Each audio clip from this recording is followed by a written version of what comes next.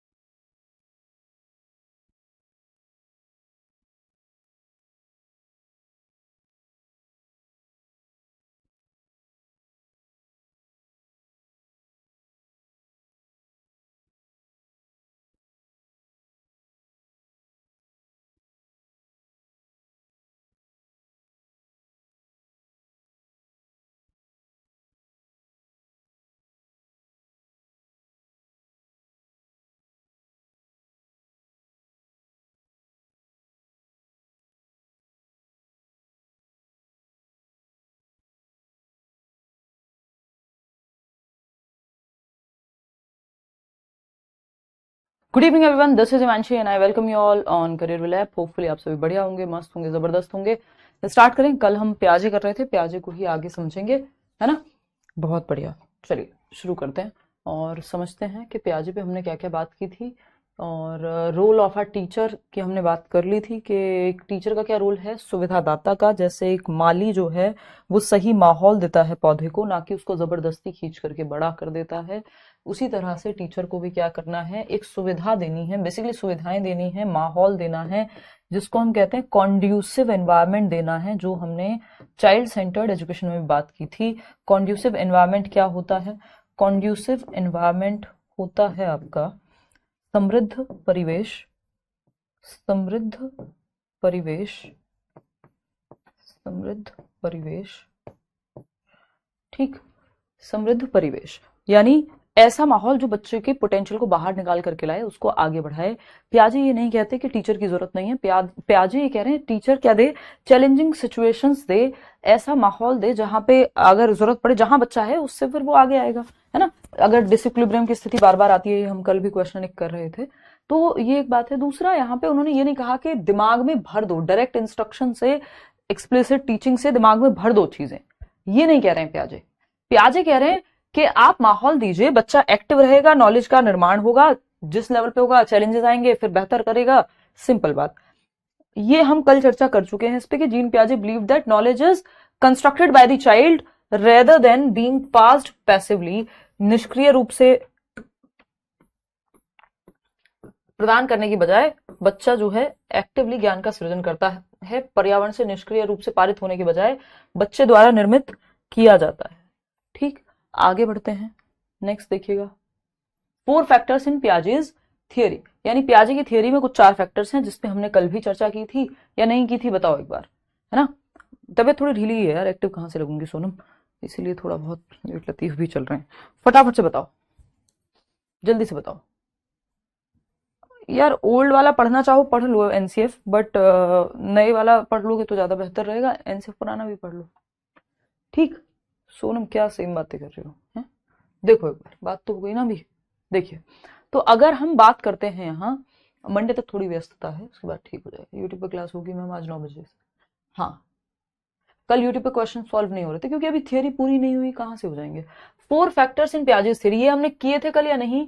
एक बार मेरे को रिकॉल कराओ, रिकॉल कराओ। ये धन्यवाद पूजा, कर लिए थे या नहीं? हाँ, एपिस्टेमोलॉजी होती है ज्ञान मीमांसा कहते हैं उसको। तो जेनेटिक हो गई, आनुवांशिक मीमांसा, या आनुवांशिकता के माध्यम से ज्ञान मीमांसा, ठीक है ना। हाँ कर लिया था, ये हो गई थी, चलिए बढ़िया। ये 4 स्टेजेस नहीं है, 4 फैक्टर्स हैं, 4 एलिमेंट्स हैं जो पियाजे की थियरी में मदद करते हैं।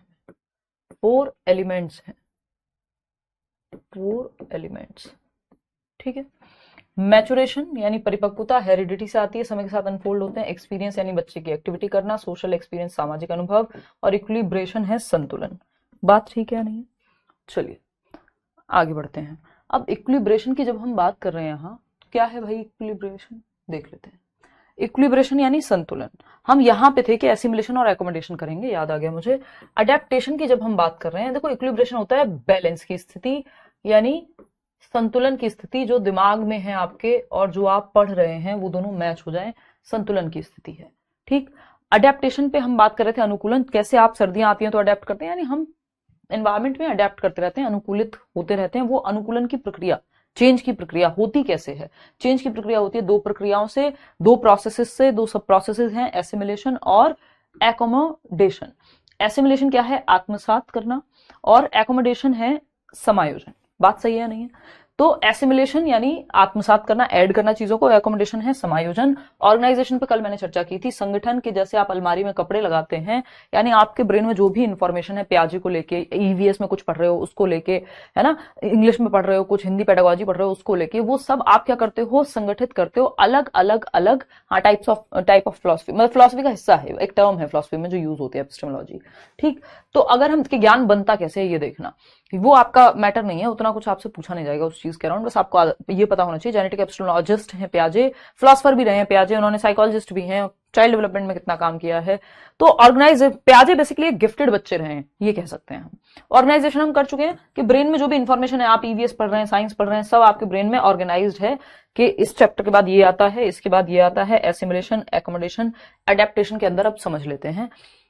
स्कीमा पे हमारी चर्चा कल से अब तक अभी नहीं हुई है, स्कीमा समझते हैं पहले, फिर आएंगे अडेप्टेशन और एसिमिलेशन और एकोमोडेशन पे, ठीक। स्कीमा क्या है? स्कीमा आपका बहुत ही इंपॉर्टेंट टर्म है, पियाजे की थियरी में बेहद यूज होता है। Schema is set of mental structures, यानी मानसिक संरचनाओं का समूह। सेट ऑफ मेंटल स्ट्रक्चर्स बोले तो हमारे ब्रेन में मानसिक संरचनाएं बनी होती हैं कुछ, ठीक। स्ट्रक्चर्स हैं हमारे दिमाग में, आपका रिलेशनशिप को लेके एक स्कीमा होगा आपके दिमाग में, यानी मेंटल स्ट्रक्चर होगा। इसको आप एग्जिस्टिंग नॉलेज भी कह सकते हो। एग्जिस्टिंग नॉलेज मतलब वर्तमान ज्ञान आपका, जो आपको पता है आज के समय में, वो स्कीमा ही तो हुआ एक तरह से, एग्जिस्टिंग नॉलेज। इतना आप देख पा रहे होगे होपफुली, ठीक। एग्जिस्टिंग नॉलेज यानी वर्तमान ज्ञान। फिर दूसरा आपका, या आप क्या कह सकते हो इसको, प्रीवियस नॉलेज, यानी पूर्व ज्ञान, ठीक, पूर्व ज्ञान। पैकेट्स ऑफ इंफॉर्मेशन, यानी इंफॉर्मेशन के छोटे छोटे पैकेट्स हैं आपके ब्रेन में, एक तरह से अज्यूम कर रहे हैं हम ऐसा, जिससे एक पूरा बड़ा स्कीमा, एक पूरी समझ बनती है आपकी। तो आपकी जो भी प्रीवियस नॉलेज है, यानी जो पूर्व ज्ञान है, जो एग्जिस्टिंग ज्ञान है, जो वर्तमान ज्ञान है, पूर्व ज्ञान मतलब जो आप ऑलरेडी जानते हैं, है ना, एग्जिस्टिंग नॉलेज मतलब जो वर्तमान नॉलेज है, दोनों आज के समय में सेम हो सकती है, बात बराबर ही है। सेट ऑफ मेंटल स्ट्रक्चर्स, मानसिक संरचनाओं का समूह, मानसिक संरचनाओं का समूह, यानी structures, mental structures, mental structures.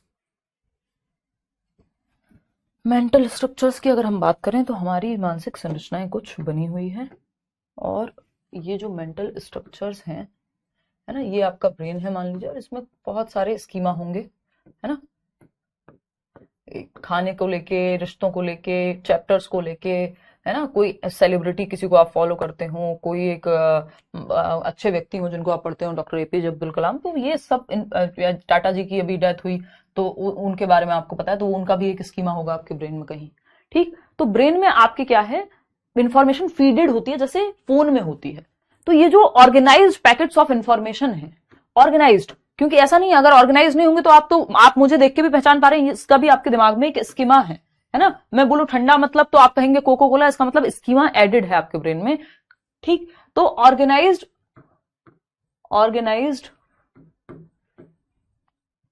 Packets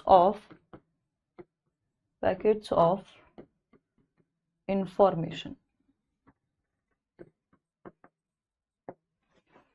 organised packets of information. देखते हैं कहानी क्या है।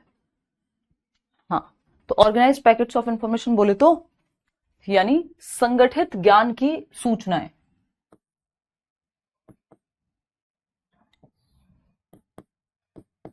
ज्ञान की संगठित सूचनाएं।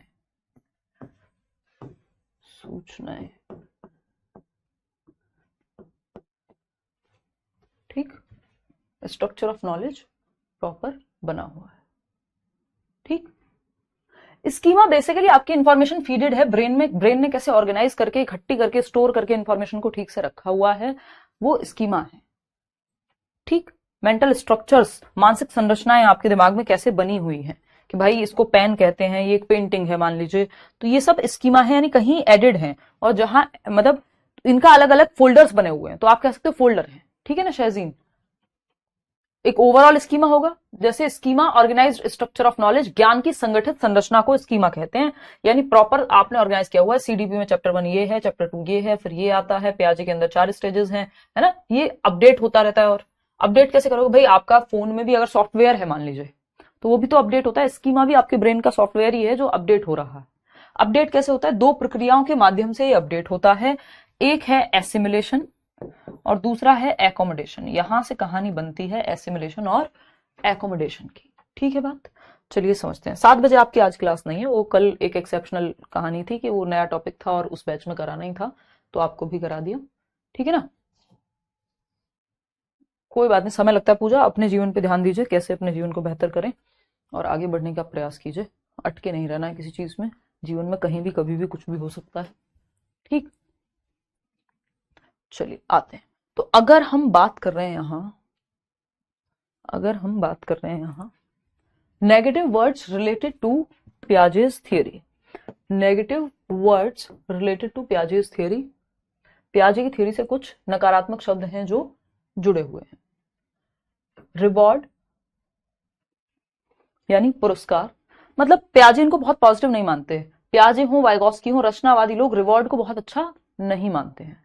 ठीक, कि पुरस्कार देकर के कोई काम करा लो। वो कहेंगे बच्चा जब जिज्ञासु है, सीखने की इच्छा खुद से रखता है, उसको एक्टिविटी करने का मौका दोगे, एक्टिव रहेगा, अपने आप सीख जाएगा। रिवॉर्ड को बहुत अच्छा नहीं मानते, यानी पुरस्कार का इस्तेमाल आपको पियाजे के द्वारा करते हुए कहीं भी नहीं नजर आएगा। नजर आ रहा है तो गलत है, यानी नेगेटिव टर्म है ये। बात सही है नहीं है? फिर आता है आपका पनिशमेंट यानी दंड। दंड देने की बात पियाजे आपको करते हुए नहीं मिलेंगे। ड्रिल एंड रेपिटेशन यानी बार बार दोहराव और प्रयास। तो दोहराव की बात भी 2 एकम 2, 2 दूनी 4, बार बार रटवा दो, 10 बार लिखवा दो कोई चीज, ये बात पियाजे और वाइगॉस्की रचनावादी कंस्ट्रक्टिविस्ट लोग ये बात नहीं करेंगे। फिर आता है मेमोराइजिंग यानी रटवाना, अगेन याद करवाना चीजें, वो भी नहीं आएगा। पैसिव या रोट लर्निंग यानी निष्क्रिय अधिगम की अगर हम बात करें तो निष्क्रिय भी नहीं रखेंगे बच्चों को, पैसिव भी नहीं रखेंगे, रोट लर्निंग रटने की बात कभी भी नहीं करेंगे पियाजे। ये सब नेगेटिव टर्म्स हैं जो पियाजे जिनको नहीं मानेंगे अपनी थियरी में। पियाजे के बारे में अगर आपको कहीं पे दिखे कि पियाजे के बारे में पियाजे ने कौन सा नहीं कहा, तो इन सब बातों की चर्चा पियाजे नहीं करते, वाइगॉस्की नहीं करते, रचनावादी लोग इन सब की बातें नहीं करते। मत करिएगा जल्दी, अगर शादी नहीं करनी मत करिए, जबरदस्ती मत करिए। जबरदस्ती में चीजें अच्छी नहीं होती हैं। अगर आपकी इच्छा है उसमें इन्वॉल्व तो कर लीजिए, लेकिन या तो ये मत कहिए कि जबरदस्ती हो रही है, क्योंकि अगर आप भी चाहती हैं थोड़ा बहुत भी और नहीं करनी तो फिर नहीं करिए। बीच में मत रखिए जीवन को। अगर व्यक्ति पसंद नहीं आ रहा, समझ में नहीं आ रही बात, तो रहने दीजिए। ठीक है जी, कोई बात नहीं, उससे कुछ नहीं होगा। नौशन सही है बात। तो बच्चे को एक्टिव रखने की बात करेंगे, पैसिव या रोट मेमोराइजेशन, रटंत विद्या की नहीं, मीनिंगफुल लर्निंग की बात करेंगे, रोट लर्निंग की नहीं। ठीक, आते हैं नेक्स्ट पॉइंट पे। अकॉर्डिंग टू पियाजे's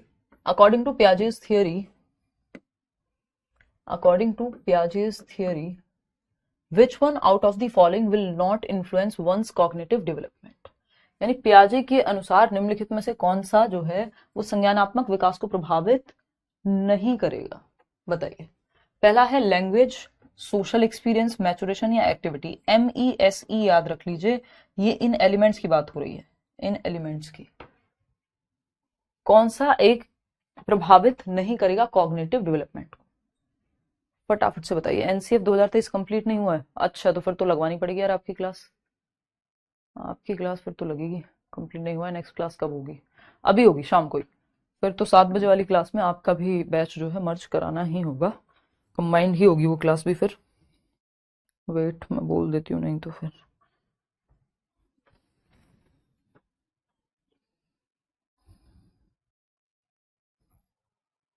जिनको लग रहा हो बहुत ज्यादा क्लास हो रही है आपकी, कल भी हो सकता है ऑफ हो, कल और परसों मतलब 2 दिन की छुट्टी हो सकती है, या फिर सिर्फ फ्राइडे की होगी, है ना। डबल डबल क्लास आपकी वैसी हो गई 2 दिन। कोई टेंशन वाली बात नहीं, टेंशन मत लिया करो, आराम से टाइम से सिलेबस खत्म कराऊंगी, कुछ नहीं लेना, टेंशन नहीं लेनी मतलब।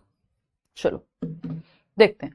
तो अगर हम बात करें according to Piaget's theory, which one out of the following will not influence one's cognitive development? तो यहाँ पे सब बी देने में जवाब लगे हुए हैं, लेकिन यहाँ पे आंसर लैंग्वेज होगा, क्योंकि ये एलिमेंट ही पूछा जा चुका क्वेश्चन है। ऐसा नहीं अगर ये इस केस में ना आए, क्योंकि आपको पता है इन्होंने मैचुरेशन की बात की है, जेनेटिक्स या हेरिडिटी भी लिखा हो सकता था, एक्सपीरियंस या एक्टिविटी सेम बात है, सोशल एक्सपीरियंस की भी बात हुई है, ये जो एस लिखा हुआ है, और इक्विलिब्रेशन की बात हुई है, लेकिन लैंग्वेज की बात उन 4 फैक्टर्स में नहीं हुई है। लैंग्वेज की बात वैसे हुई है इन जनरल, बट ये कह रहे हैं कॉग्निटिव डेवलपमेंट से लैंग्वेज डेवलप होती है। ठीक, तो लैंग्वेज यहां पे सही उत्तर हो जाएगा। आगे बढ़ेंगे नेक्स्ट क्वेश्चन पे। नेक्स्ट क्वेश्चन क्या कहता है भाई?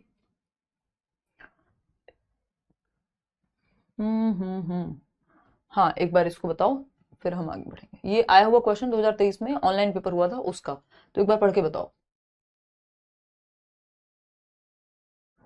कथन है,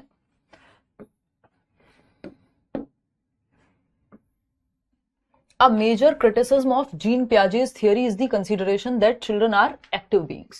यानी जीन पियाजे के सिद्धांत की एक प्रमुख आलोचना उनके द्वारा दिया गया विचार है कि बच्चे सक्रिय प्राणी हैं।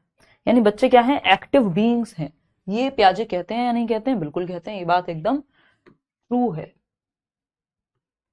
फिर आता है reason, children learn through passive reception of information. यानी बच्चे जो है वो निष्क्रिय रूप से ग्रहण करके सीखते हैं। बच्चे पैसिव कैसे हो जाएंगे? जब पियाजे उनको एक्टिव रखने की बात कर रहे हैं तो बच्चे पैसिव नहीं होंगे, तो ये फॉल्स हो गया, है ना। ये क्या हो गया? फॉल्स हो गया। तो A is true, A is true but R is false. C, simple. A सही है लेकिन आर गलत है। सी ऑप्शन होगा यहाँ पे। बोथ कैसे सही हो जाएंगे? बोथ सही नहीं है ना। बच्चे पैसिव कैसे हो जाएंगे पियाजे की थियरी में? ठीक है, आगे बढ़ेंगे। क्वेश्चन नंबर 2 देखिए।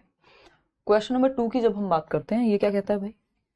अकॉर्डिंग टू पियाजे, which of these factors plays an important role in cognitive development? यानी पियाजे के अनुसार इनमें से कौन सा कारक संज्ञानात्मक विकास में महत्वपूर्ण भूमिका निभाता है? बताओ एक बार, फटाफट से बताओ।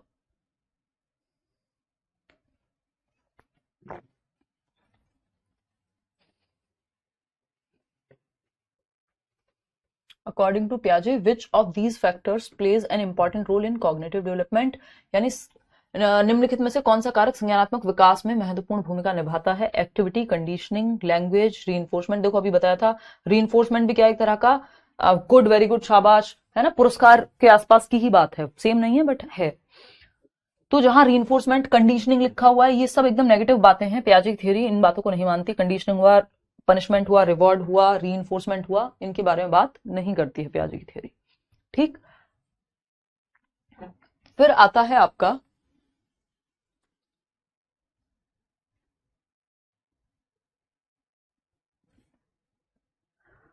भाषा, लैंग्वेज या एक्टिविटी। तो आपको पता है सबसे महत्वपूर्ण यहाँ ये जो एलिमेंट्स हैं, फैक्टर्स हैं, 4 फैक्टर्स है ना, उनमें सिर्फ यहाँ इन चारों में से सिर्फ गतिविधि या एक्टिविटी या एक्सपीरियंस ही है, वो जो 4 एलिमेंट्स हैं। इतनी बात क्लियर? ठीक है, तो अकॉर्डिंग टू पियाजे, which of these factors plays an important role in cognitive development? तो हम एक्टिविटी के साथ जाएंगे, क्योंकि वो जो 4 फैक्टर्स हैं हमें उन्हीं में से देखना है। मैचुरेशन वो यहाँ है ही नहीं, एक्सपीरियंस हाँ इसी को एक्टिविटी कहते हैं, सोशल एक्सपीरियंस वो यहाँ है ही नहीं, और इक्विलिब्रेशन वो भी यहाँ नहीं है। तो लैंग्वेज तो इन 4 फैक्टर्स में आता नहीं है, तो सिंपल आगे बढ़ जाएंगे। एक और क्वेश्चन कर लेते हैं, फिर आएंगे अपना स्टेजेस ऑफ डेवलपमेंट पे। जो आपकी पियाजे की थ्योरी में स्टेजेस हैं, ये स्टेजेस वाला क्वेश्चन आ गया। अब हम वापस से चलते हैं, अपनी स्टेजेस शुरू करते हैं और एसिमिलेशन और एकोमोडेशन को समझ लेते हैं, फिर बात करेंगे आगे, है ना, फिर आगे चर्चा करेंगे। देखिए, तो अगर हम बात करें यहाँ पे, ये हम बात कर चुके हैं कि बच्चे एक्टिव कंस्ट्रक्टर ऑफ नॉलेज हैं, लिटिल साइंटिस्ट हैं, नन्हे वैज्ञानिक हैं, रेडिकल कंस्ट्रक्टिविस्ट हैं आपके प्याजे, ये सब बातें हम कर चुके हैं। 4 फैक्टर्स इन्वॉल्व, 4 फैक्टर्स हैं, देखते हैं फटाफट से।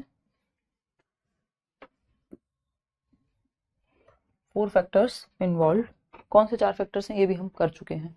MESE, मैचुरेशन यानी परिपक्वता, अनुभव, एक्टिविटी भी कह सकते हो, ये बातें हम कर चुके हैं ऑलरेडी। स्कीमा, एसिमिलेशन और एकोमोडेशन, फटाफट से समझते हैं कहानी क्या है। स्कीमा हम कर चुके हैं, प्रीवियस नॉलेज या एग्जिस्टिंग नॉलेज या स्ट्रक्चर्स ऑफ नॉलेज। एसिमिलेशन और एकोमोडेशन हमको समझना है। एसिमिलेशन का मतलब होता है, देखो ये जो पूरी प्रक्रिया है ना, इस पूरी प्रक्रिया को अडेप्टेशन कहते हैं। ये मैं आपको लास्ट में समझाऊंगी, अभी आप बस ऐसे समझिए एक एक करके, इसमें कंफ्यूज नहीं होना है, धीरे धीरे समझते जाएंगे, समझ आ जाएगा आराम से। नहीं तो सबसे ज्यादा कंफ्यूजन लोग इसी में क्रिएट करते हैं। एसिमिलेशन यानी आत्मसातीकरण और एकोमोडेशन यानी समायोजन।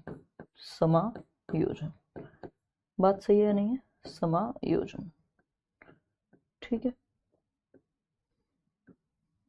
ठीक। एसिमिलेशन यानी आत्मसात करना। आत्मसात करना क्या होता है? चीजों को ऐड कर रहे हैं आप अपने ब्रेन में, ठीक। जो ये आपका स्कीमा है जिसमें इंफॉर्मेशन ऑलरेडी एडेड है, तो एसिमिलेशन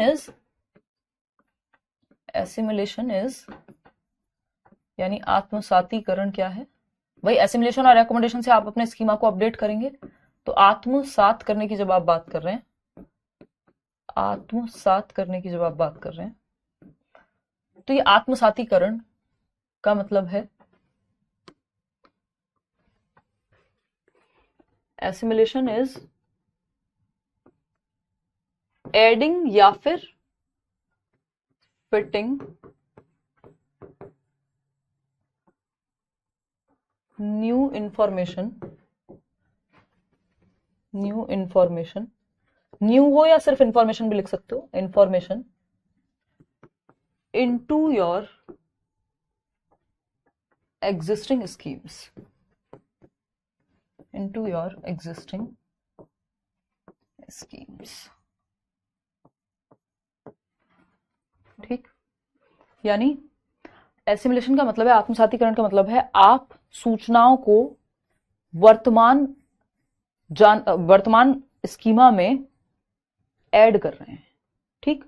तो इज एडिंग और fitting new information into your existing schemas या schemes, तो जो भी आपको पता है पहले से, यानी ये आपका एक स्कीमा है, वर्तमान जानकारी में कुछ नया जोड़ना या जोड़ना। लिख लेते हैं यहाँ पे हिंदी में, फिर हिंदी वाले परेशान हो जाएंगे। वर्तमान स्कीमा में नई जानकारी या जस्ट जानकारी, नई जानकारी या नई सूचना, नई जानकारी को जोड़ना, बात सही है नहीं? जोड़ना, ठीक, क्लियर है बात? तो वर्तमान स्कीमा में नई जानकारी को जोड़ना क्या कहला रहा है? एसिमिलेशन कहला रहा है। आपके दिमाग में एक स्कीमा है कैट का स्कीमा बना, यानी बिल्ली, या मान लेते हैं डॉग का स्कीमा बना, ठीक, कि 4 पैर होते हैं, एक मुंह होता है, एक पूंछ होती है, डॉग कहलाता है, ठीक। और ये क्या है आपने, और वो भौं भौं करता है, ठीक। आपने एक अलग प्रजाति का डॉग देखा, जैसे बचपन में जो कुत्ते मैंने गांव में देखे थे वो शहर के कुत्तों से अलग थे। शहर में जनरली लोग वो थोड़े फ्लफी क्यूट से डॉग रखते हैं जो दिखने में बड़े थोड़े एकदम टेडी बियर जैसे लगते हैं ना, पमेलियन हो गया, या आजकल तो दुनिया भर की ब्रीड्स हैं। तो लेकिन हमने गांव में डॉग्स तो देखे थे, नॉर्मल ये वाले डॉग्स हमने नहीं देखे थे। टीवी में ही हमने वो टफी था, कौन था वो, हम आपके हैं कौन में, वो पहली बार हमने देखा था। हमारे दिमाग ने ऐड कर लिया, अच्छा ये भी एक प्रकार का डॉग है, हमने पूछा होगा किसी को, या थोड़ा सा दिमाग लगाया होगा, या थोड़ा टाइम में समझ आ गया होगा। तो हमने क्या किया, वो समझ आने का मतलब है हमने ऐड कर लिया होगा उसको स्कीमा में, कि अच्छा ये डॉग के स्कीमा में उसको ऐड कर लिया होगा, ये भी एक प्रकार का डॉग है। तो ये जो जानकारी मैंने अपने ऑलरेडी एग्जिस्टिंग स्कीमा में, जो अपनी ऑलरेडी जो भी वर्तमान नॉलेज थी उसमें जब ऐड कर ली, इसको एसिमिलेशन कहा गया, यानी आत्मसातीकरण कहा गया। बात सही है नहीं है, ये बताओ सही है नहीं है? ठीक है, क्लियर है इतनी बात? एक मिनट रुको।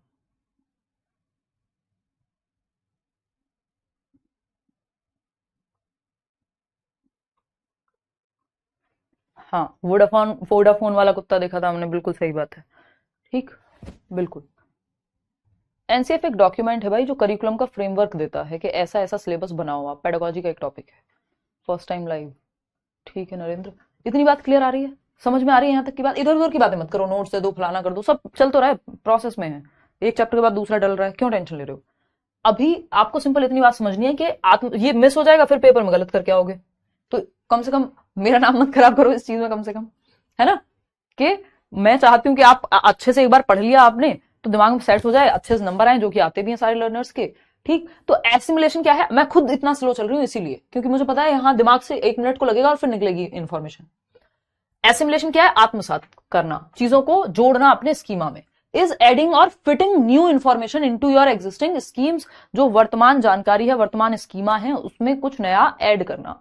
आपका एक स्कीमा है डॉग का, एक नई प्रजाति डॉग की आपने ऐड कर ली कि अच्छा इसको भी डॉग कहते हैं। जैसे मैंने आपको बताया कि आप नॉर्मल देसी कुत्ते आपने देखे थे, फिर आपने एक दिन टफी को देखा, हम आपके हैं कौन, या वोडाफोन वाले कुत्ते को देखा, और आपने कहा अच्छा ये भी एक प्रजाति हो रही है, ऐड कर लिया।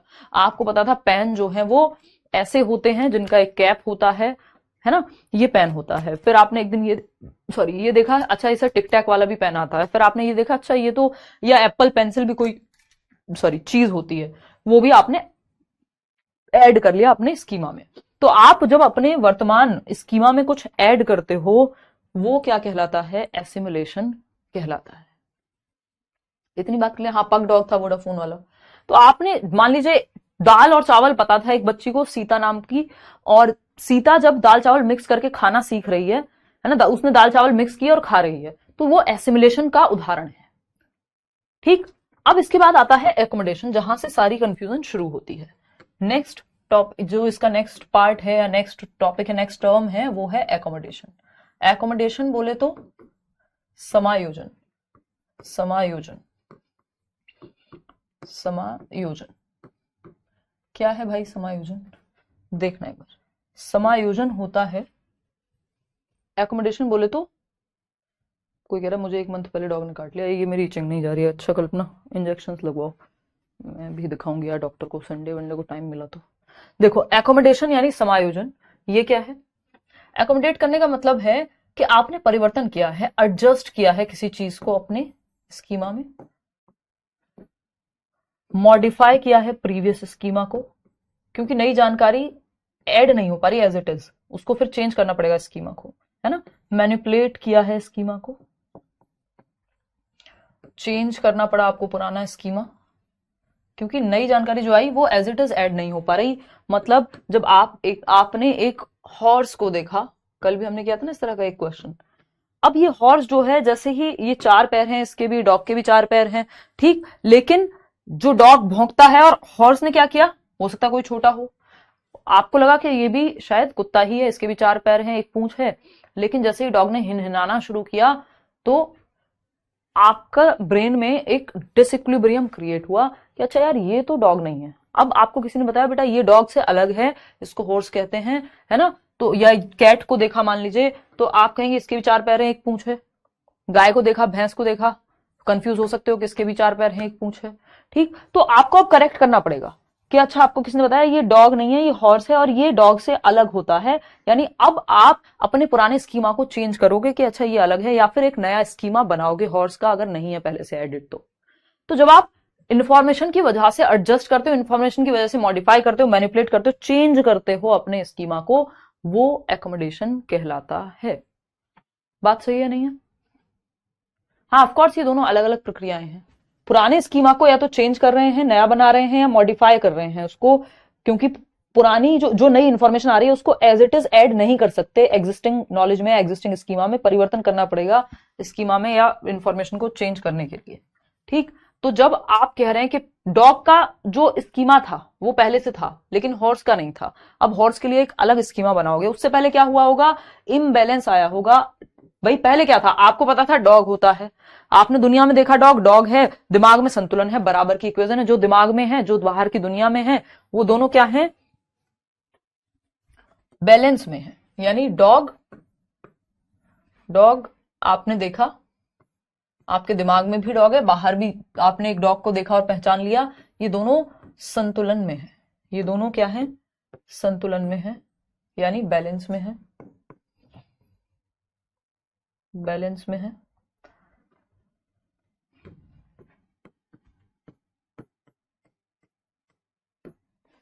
ठीक,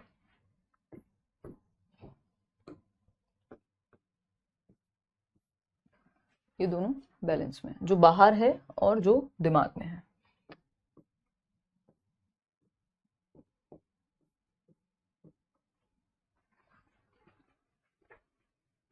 फिर अगर हम बात करते हैं यहां बैलेंस में है, तो इस बैलेंस को क्या कहते हैं, इक्विलिब्रेशन कहते हैं या इक्विलिब्रियम कहते हैं। इक्विलिब्रियम के जो दिमाग में था और जो बाहर देखा वो दोनों संतुलन में है, बात खत्म। क्या है, संतुलन में है, बात खत्म। ठीक, इक्विलिब्रियम बैलेंस की स्थिति हो गई। ठीक, अब अगर आपके दिमाग में डॉग तो है लेकिन आपने हॉर्स को गलती से डॉग बोल दिया, या आपने देखा तो आपको लगा ये शायद डॉग है, या आप कंफ्यूज हो गए, तो ये कौन सी स्थिति होगी, जो आपके दिमाग में था और जो बाहर है वो मैच नहीं हो पा रहा, आपको लग रहा है डॉग है बट वो है नहीं, क्योंकि वो क्या है, वो भौंकने की बजाय हिनहिना रहा है ना, ने कर रहा है अगर हम कहें तो ये क्या हुआ, ये डिसइक्विलिब्रियम की स्थिति हो गई। कैसी स्थिति हो गई, डिसइक्विलिब्रियम की, डिसइक्विलिब्रियम की, डिसइक्विलिब्रियम। बात सही है नहीं है, डिसइक्विलिब्रियम, असंतुलन। डलवा देंगे भाई मॉक टेस्ट। असंतुलन की स्थिति हो गई। अब ये डिसइक्विलिब्रियम की स्थिति आती है, फिर हम करेक्ट करते हैं, एसिमुलेट करना पड़ेगा या एकोमोडेट करना पड़ेगा, तो चेंज करना पड़ेगा स्कीमा को, तो एकोमोडेट करेंगे अब।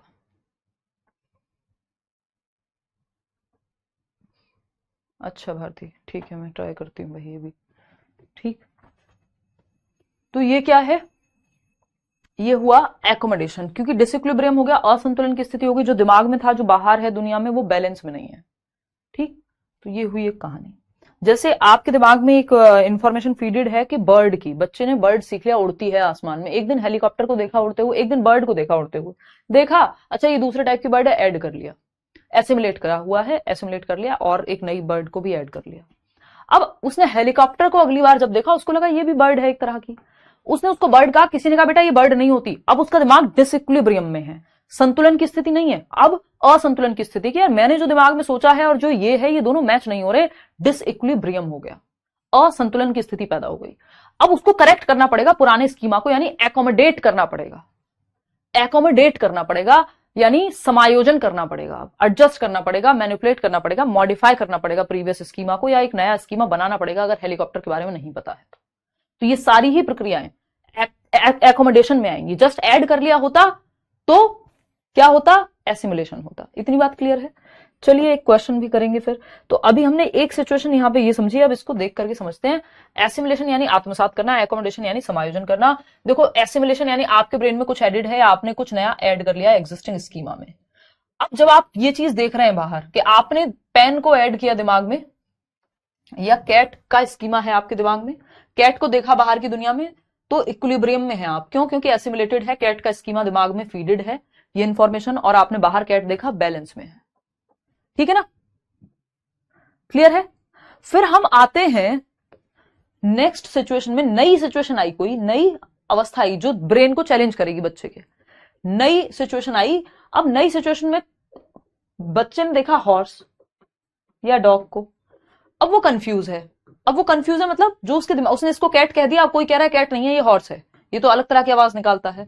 तो अब असंतुलन की स्थिति पैदा हो गई, यानी ये बैलेंस में नहीं है, जो उसने दिमाग में फीड किया था और जो वो देख रहा है, ये दोनों चीजें बैलेंस में नहीं है। एकोमोडेशन क्या है भाई? एकोमोडेशन, अब आपको एकोमोडेट करना पड़ेगा कि हॉर्स क्या होता है, इसको आप नया स्कीमा बनाएंगे या मॉडिफाई करके चेंज करेंगे चीजें। बात सही है ना? तो ये समायोजन करेंगे आप, फिर कोई नई चीज ऐड होगी आपके दिमाग में, फिर नई सिचुएशन आएगी, फिर डिसइक्विलिब्रियम होगा, ये प्रक्रिया चलती रहेगी। अब ये जो एसिमिलेशन और एकोमोडेशन की प्रक्रिया, ये दोनों मिलकर के इसको हम कहेंगे अडेप्टेशन। अडेप्टेशन यानी अनुकूलन। अनुकूलन।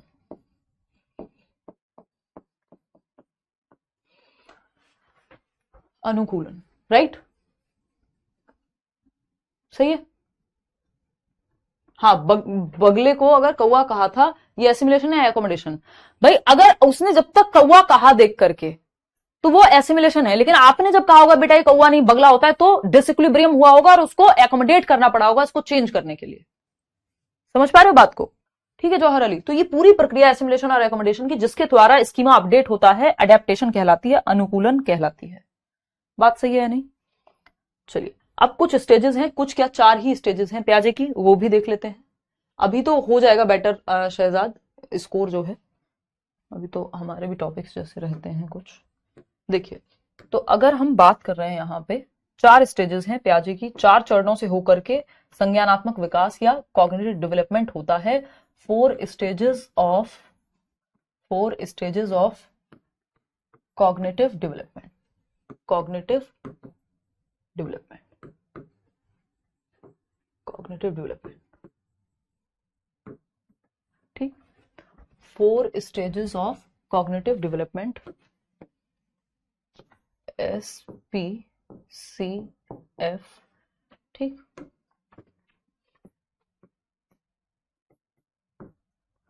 Sensory motor stage, sensory motor stage जन्म से 2 वर्ष। फिर है pre operational, P for pre operational, अभी हिंदी में बताऊंगी, डोंट वरी, ये इसकी फुल फॉर्म बता रही हूँ। S for sensory, P for pre operational, C for concrete, F for formal operational. 2 से 7, 7 से 11, 11 एंड अबव, ठीक। क्लियर है बात? हाँ, ठीक है।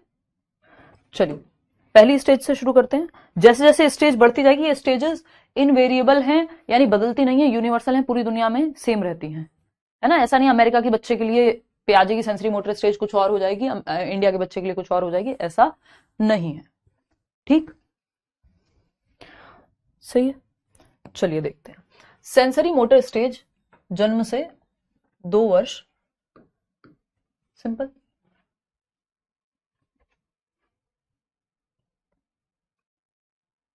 सम पीपल कांट फोकस, हाँ ये एक ट्रिक है इसकी गरिमा बिल्कुल याद रखने वाली।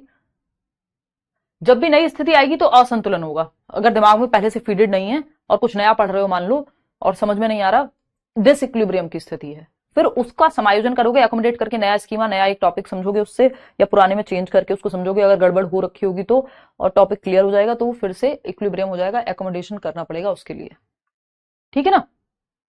अभी क्वेश्चन कराऊंगी, डोंट वरी। लायन को कैट समझा तब भी एकोमोडेट ही करना पड़ेगा ना, कुछ भी अगर गलत समझा है, जो दिमाग में फीडेड है और बाहर की रियलिटी उससे अलग है, तो एकोमोडेट करना पड़ेगा, ठीक है ना। अभी और आएंगे, 25 तक आ रहे हैं ना, अभी और आएंगे, 28 30 भी आ जाएंगे नंबर, डोंट वरी। प्रैक्टिस ज्यादा नहीं उषा, अब एनालाइज करो, अगर बहुत सारे क्वेश्चन या पेपर सॉल्व कर लिए, अब एनालाइज करो कि गड़बड़ है कहां। फिक्स है ये स्टेजेस, अलग अलग थोड़ी है कि अमेरिका के बच्चे के लिए अलग, यूरोप के बच्चे के लिए अलग, सेम रहेंगी, ठीक। चलिए देखते हैं। तो सेंसरी मोटर स्टेज जन्म से 2 वर्ष का समय है, जिसको हम संवेदी परक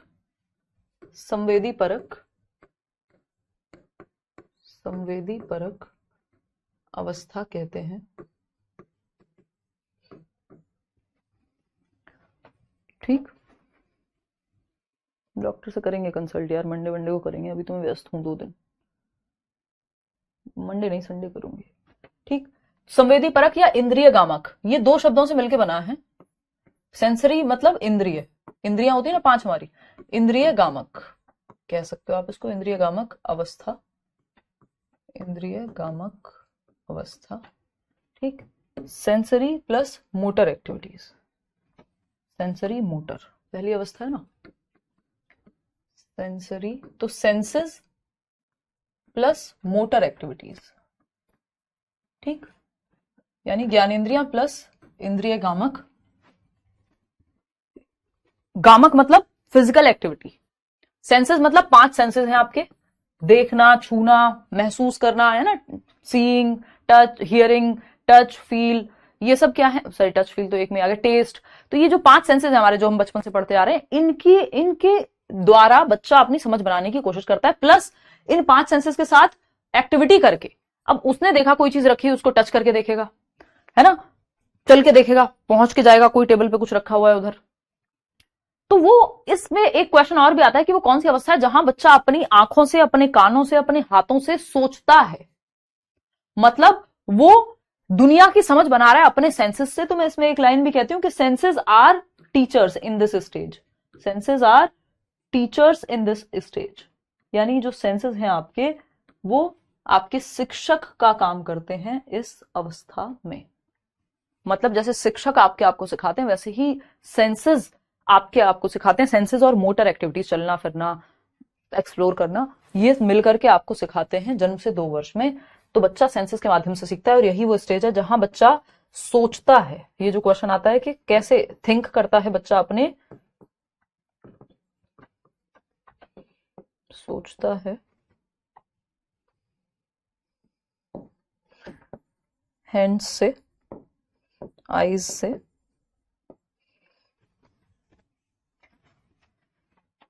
कानों से, मतलब अपने सेंसेस से सोचता है, अपनी समझ जो है सेंसेस से बनाने की कोशिश में है। ठीक।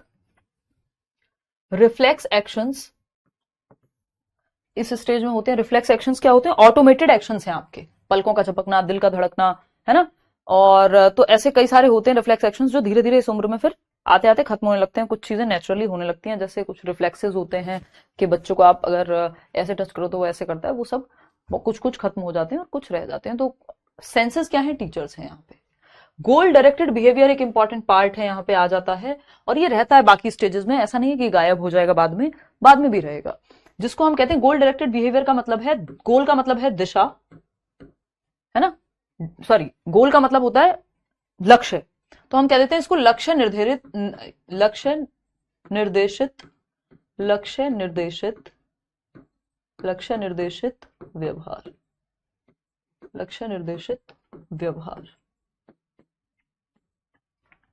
यानी एक लक्ष्य है, एक गोल है, जिसकी दिशा में बच्चा जा रहा है। जैसे टेबल पे अगर ये ग्लास भी रखा हुआ है और वो चल फिर सकता है, या वो क्रॉल भी कर सकता है। हम कहते हैं ना, जब छोटे बच्चे होते हैं, मेरा भाई छोटा था, हमसे काफी छोटा है वो, दोनों बहनों से, तो वो हमने स्विच घर के वो करा दिए थे, उसमें से कनेक्शन हटवा दिया था, डेड करा दिए थे, क्योंकि वो छोटा बच्चा, अब उसने क्रॉल करके चलना सीखा है, तो वो उंगली हर चीज में दे के देखेगा।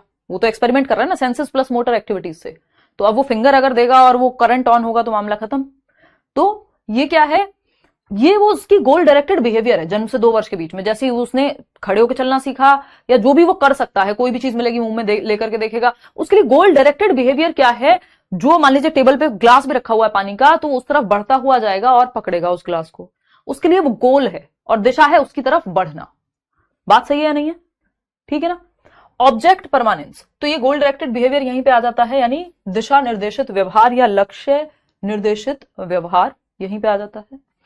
ऑब्जेक्ट परमानेंस यानी वस्तु स्थायित्व, वस्तु स्थायित्व, स्थायित्व यानी वस्तु स्थायी हो जाती है इसी स्टेज के अंत तक आते आते। दिशा निर्देशित या गोल लक्ष्य निर्देशित मान लीजिए, यानी एक दिशा में बढ़ना। ठीक, वो गोल हो सकती है उसके लिए वो दिशा। अब उसका गोल ये थोड़ी होगा मुझे यूपीएससी क्लियर करके आईएएस बनना है। बच्चे के लिए तो गोल जो उसको सामने रखी हुई वस्तु दिख गई उस तक पहुंचना है, उसके लिए गोल है, चाहे वो बाद में गर्म निकले, हाथ जल जाए। तो ये क्या है? ये भी यहीं आ जाएगा गोल डायरेक्टेड बिहेवियर। ऑब्जेक्ट परमानेंस, वस्तु स्थायी हो जाती है बच्चे के दिमाग में। वस्तु स्थायी हो जाती है कैसे भाई? बताओ एक बार, वस्तु स्थायी कैसे होगी? वस्तु स्थायी ऐसे होगी कि बच्चा, एक टाइम होता है जब बच्चे से आपने कोई खिलौना ले लिया, वो उससे खेल रहा है, वो थोड़ी देर में भूल जाता है उसके बारे में, लेकिन जब उसकी मेमोरी, उसकी स्मृति डेवलप होने लगती है, तो वो अब रोएगा, उस खिलौने को ढूंढेगा, देखेगा कि अच्छा मम्मी ने एक कंबल के नीचे छिपा दिया है या बेडशीट के नीचे छिपा दिया है। एग्जिस्ट तो ये करता है ना, एग्जिस्ट तो ये करता है, यानी out of sight out of mind नहीं होता। कि अगर आप दिमाग, आंखों के सामने से अगर आपने कुछ हटा लिया तो वो दिमाग से नहीं चला गया है, out of mind out of sight नहीं होता, ठीक, out of mind, out of sight नहीं होता। यहां पे बात सही है। तो यानी जो दिमाग में नहीं है, जो आंखों के सामने नहीं है, वो भूल जाएगा बच्चा, ऐसा नहीं होगा। जैसे बचपन के दोस्त आप भूल जाते हैं जनरली, कहीं और शिफ्ट हो गए तो वो कहीं और चले गए, बड़े होके हो सकता है आप दोस्तियां दूर से भी निभा लें। तो out of sight out of mind का मतलब है दिमाग में चीजें हैं, चाहे वो नजर के सामने ना हो, ठीक है ना। तो ऑब्जेक्ट परमानेंस की जब हम बात कर रहे हैं तो यही है कि बच्चा, अब वो होता है ना बचपन में गेम खेलते थे, हाथ रखेंगे और हाथ हटाएंगे तो बच्चा खुश हो जाएगा, 6 महीने का है तो वो कहेगा ओ वाह मम्मी आ गई, पहले गायब हो गई थी। तो वो इस गेम में उसको मजा आता है। अब आपके सामने कोई करे, आप करेंगे अरे पागल है क्या, कहना नहीं चाहिए, ये शब्द भी अलाउड नहीं है, बट मजाक में कहते हैं लोग, ठीक। तो ये क्या है, ऑब्जेक्ट परमानेंस, वस्तु स्थायी, तो out of sight out of mind नहीं होता। Out of mind out of sight नहीं, out of sight out of mind, उल्टा लिख दिया मैंने इसको।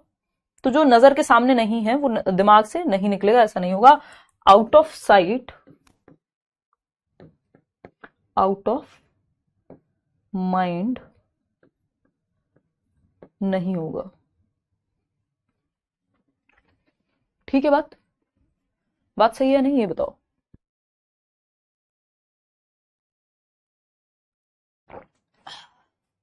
हाँ, ऐसी ऐसी चीज ढूंढ के निकालता है जो महीनों से ना मिल रही हो, एग्जैक्टली संतोष कुमार, है ना। तो हाँ, एलर्जी तो है यार थोड़ी। तो ये है ऑब्जेक्ट परमानेंस, जो इस स्टेज के अंत तक आ जाती है। शुरुआत में इस स्टेज की, देखो यही एकमात्र ऐसी चीज है जो बच्चा लैक भी करता है इसी स्टेज में, क्योंकि इससे पहले तो कोई स्टेज है ही नहीं ना। तो जन्म से 2 वर्ष के अंदर सेंसरी मोटर स्टेज में, या इंद्रिय गामक स्टेज, जो भी आप इसको हिंदी में कहना चाहें, संवेदी परक कह लीजिए, इंग्लिश में एक ही नाम है इसलिए इंग्लिश के नाम याद रखना ज्यादा आसान हो जाता है। तो जन्म से 2 वर्ष में यही वो ऐसी स्टेज है जहां लैक करता है बच्चा ऑब्जेक्ट परमानेंस, और अचीव भी इसी स्टेज में हो जाती है। ऑब्जेक्ट परमानेंस यानी वस्तु स्थायित्व, ऑब्जेक्ट परमानेंस, ऑब्जेक्ट परमानेंस वस्तु स्थायित्व,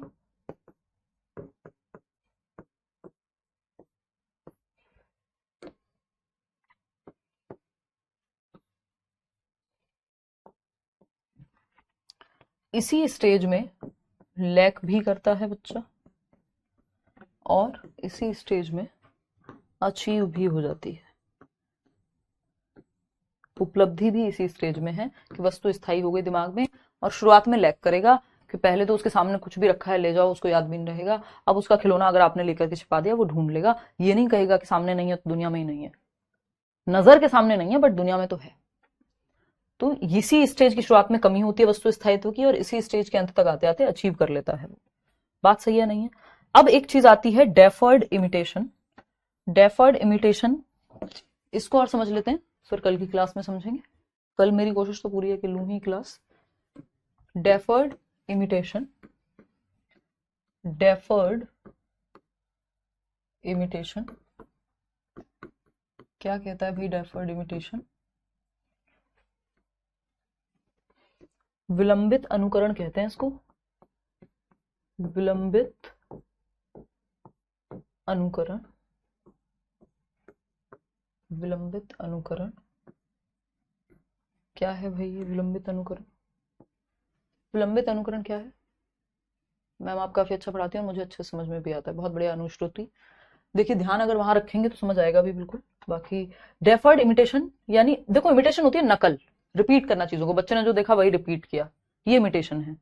डेफर्ड इमिटेशन है जो इसी स्टेज में आता है कि बच्चा जो है विलंबित अनुकरण यानी डिलेड, यानी जरूरी नहीं है वो आपके सामने ही रिपीट करे जो आपको करते हुए देख रहा है। आपको मतलब पेरेंट्स को, उसने देखा मम्मी को मेकअप करते हुए, ठीक है, पापा को शेव करते हुए, क्योंकि पापा आजकल मेकअप करें अभी तो इतना हमारे यहाँ कॉमन नहीं हुआ है, बट हो जाएगा एक समय पे, और कुछ लोगों को शौक होता भी है लड़कों को।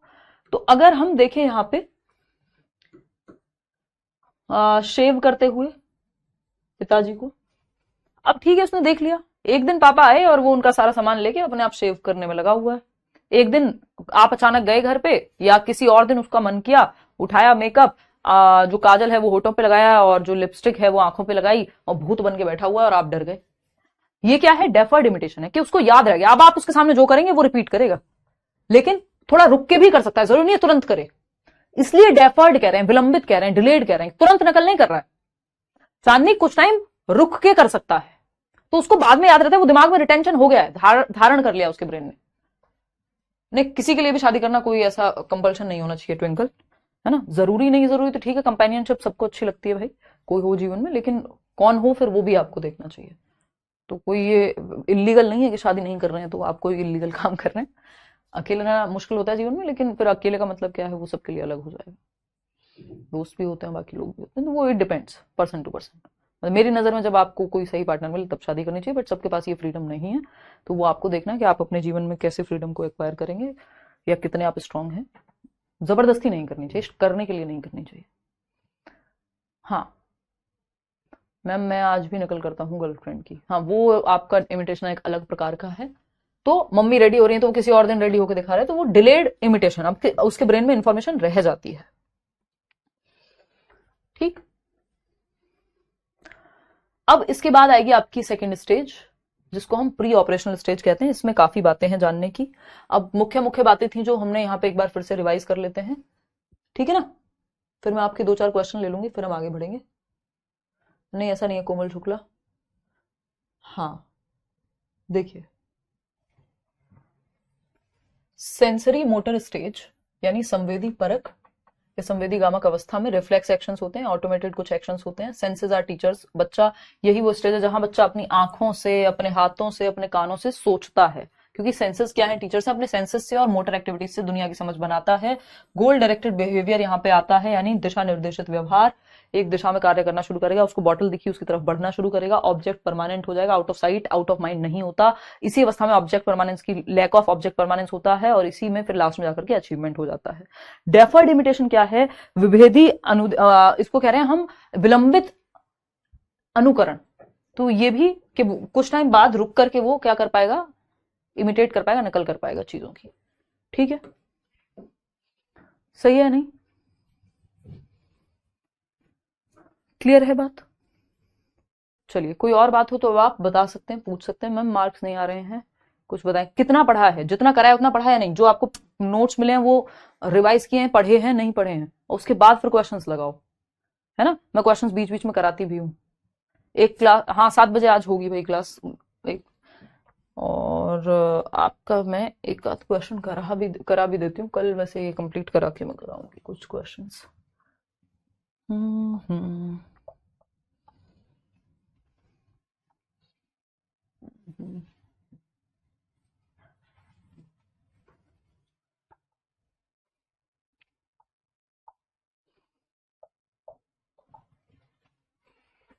हम्म,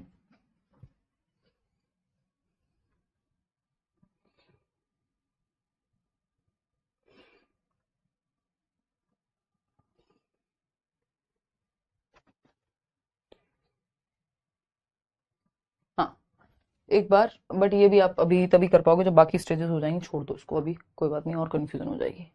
हाँ कल मिलते हैं। इतनी शुद्ध हिंदी मत बताइए, कौन सी। अच्छा ठीक है, ठीक है, 7 बजे मिलते हैं, एनसीएफ को कंप्लीट करेंगे। वो एक टॉपिक आपका भी कम हो जाएगा फिर। वो होगा आसिफ, फिर उसको समझना है ठीक से। नोट्स दे देंगे चलो क्लास के पहले, ऐसा है तो मैं बोल दूंगी टीम को सारे ही एक साथ डलवा दें हम। ठीक है, चलिए टेक केयर, बाय बाय।